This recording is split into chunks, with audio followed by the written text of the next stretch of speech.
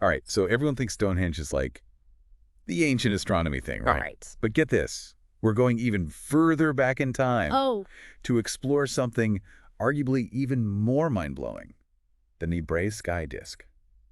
Ever heard of it? of course. What's remarkable is how much older it is than Stonehenge. Really? Like, how much older are we talking? Think centuries. 1600 BC, in what's now Germany. Wow, that is old. It's not just any old thing, though. UNESCO calls it the oldest concrete depiction of the cosmos ever found. No way. So like before telescopes, before writing even, right? Exactly. This disk, it gives us a glimpse into the minds of the people who made it, the Unitus culture. So we're talking Bronze Age, right? Early Bronze Age, Come on. limited tools, technology, yet they made this incredibly intricate object. What's it made of? Bronze, Yeah. copper, and tin alloy. But here's the cool part. There are gold inlays. They depict celestial objects. Okay, so it's definitely not just some like random art piece. What are we actually looking at with this Nebra Sky Disc? What makes it so special? Imagine the night sky, all those stars, and then someone captures a piece of it on this bronze disk. That's what we have here, the Pleiades star cluster, the sun and moon, maybe even the Milky Way. It's like their attempt to map out the cosmos. That's wild. Yeah. But also kind of confusing, right? How did they figure all that out back in the Bronze Age?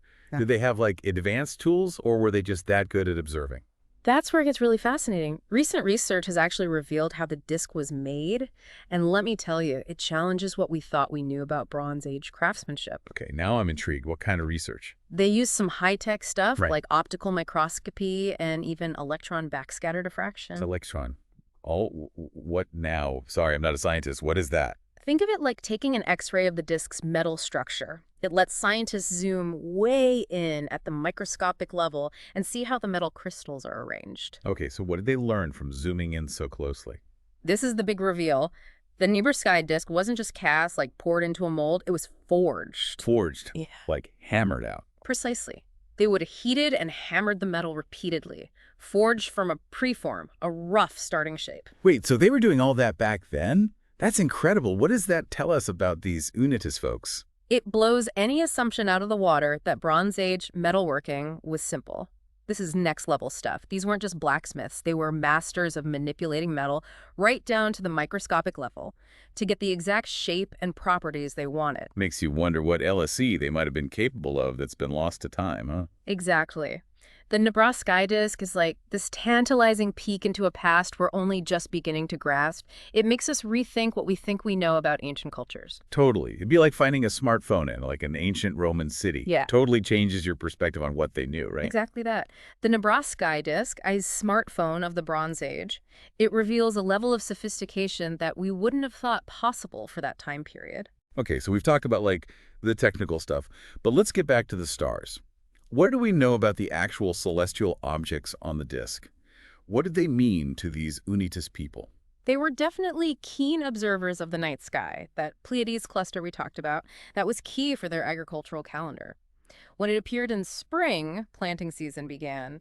When it vanished in autumn, time to harvest. It wasn't just like pretty art. It was a tool. Exactly, a practical tool for tracking the seasons and ensuring successful agriculture. But here's where it gets even more interesting. The disk doesn't just depict celestial objects scientifically.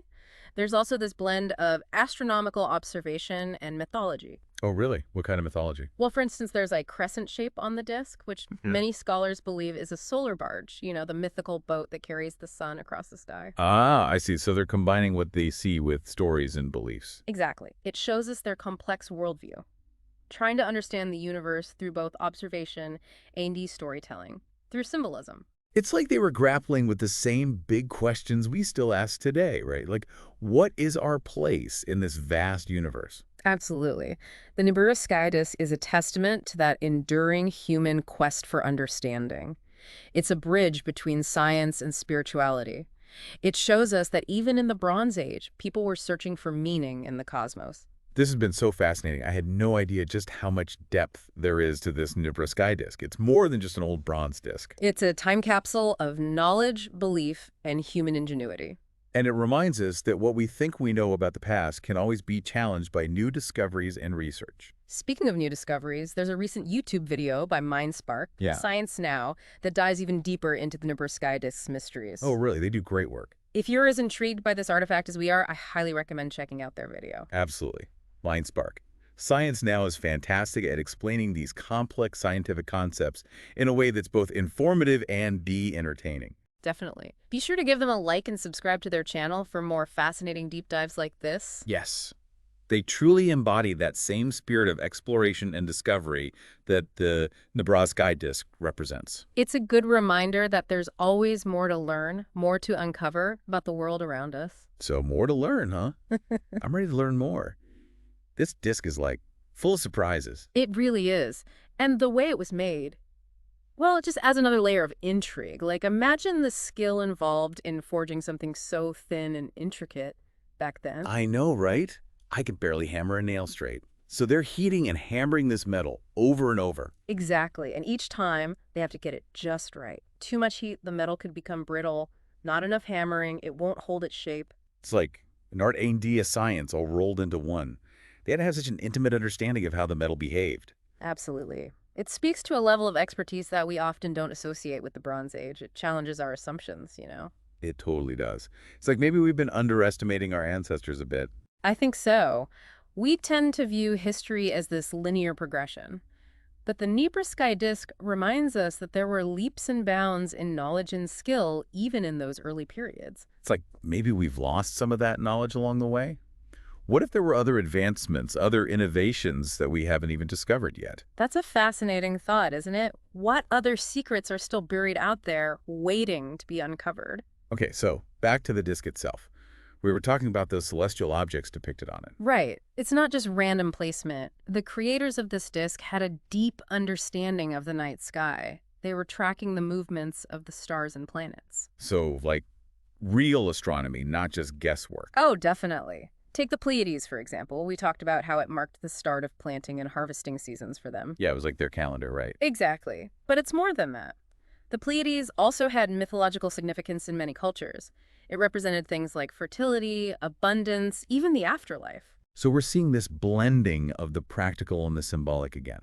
They're using the sky to guide their lives in so many ways. And that's what makes the Nebra Sky Disc so compelling. It's this intersection of science, art, and spirituality. It's a reflection of how humans have always sought to make sense of the world around them. And maybe even connect to something bigger than themselves. Exactly. Looking up at the stars, wondering about our place in the universe. It's something that has united humans across time and cultures. It's kind of humbling, isn't it? To think that we share that same sense of awe and wonder with those who created this disc thousands of years ago. It really is. And it makes you realize that the quest for knowledge, for understanding, is something that's deeply ingrained in us as humans. Speaking of quests for knowledge, didn't you mention a YouTube video about the Nebra Sky Disc? One that goes even deeper into all this. I did. It's on the MindSpark Science Now channel. If you're enjoying this conversation, you'll love their video. Oh yeah, they're great. Super informative, but they also know how to make it fun. Definitely. Give them a like and subscribe while you're at it. Support those science communicators. Absolutely. It's folks like them who help keep that sense of wonder alive, just like the people who made the Nebra Sky Disc, looking up at the stars. Yeah, that connection. It makes you think, what's the big takeaway for our listeners today, this Nebra Sky Disc? It's not just some old thing in a museum, right? No, it's way more than that. It's like a symbol, almost, of human ingenuity, our fascination with the universe. And how those two things have been connected for so much longer than we might imagine. Exactly. It's like early humans looking up at the night sky, asking the same questions we still ask today. Where do we fit in? What's it all about? And using their skills, their knowledge to try and find answers, creating objects that reflected their understanding of the world. Yeah, like this disc. It's a testament to that constant human drive to explore, to learn, to understand the cosmos. And it reminds us that we're part of that story, too. We're still exploring, still learning, still looking up at the stars and wondering. So, to everyone listening, we hope this deep dive has sparked your own curiosity. Maybe you'll look at the night sky a little differently now. Or maybe you'll be inspired to dig a little deeper into the Unitus culture. See what other secrets they might be hiding. Until our next deep dive, keep exploring, keep learning, and never stop questioning the world around you.